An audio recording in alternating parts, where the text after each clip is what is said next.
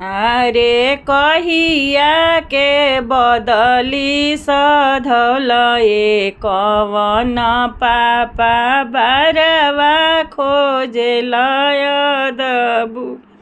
अरे ई बुढ़ऊ अगरी हूँ मची बानस पगरी, बिना घिव के खिचड़ी न खाए। अरे कहिया के बदली सधौल कवन चाचा बारवा खोजेल अधबुढ़।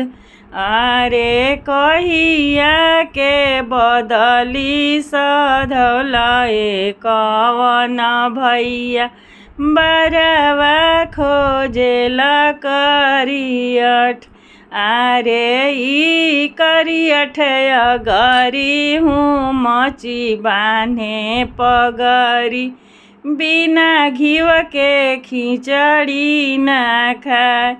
अरे ई बरवा अगरी हूँ मची बान्हे पगड़ी, बिना घिव के खिचड़ी न खाए।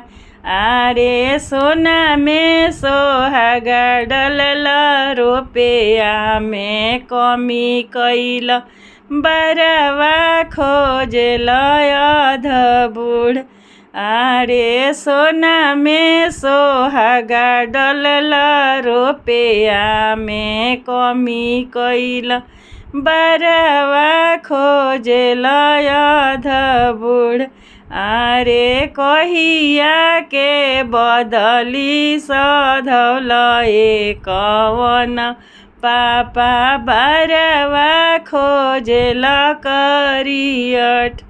अरे ई बरवा अगरी हूँ मची बान्हे पगरी, बिना घिव के खिचड़ी न खाए।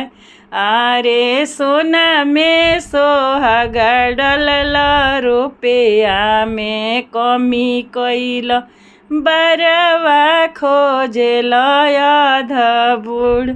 अरे सोना में सोहागा डलल रुपया में कमी कैल, बरवा खोजेल अधबुढ़।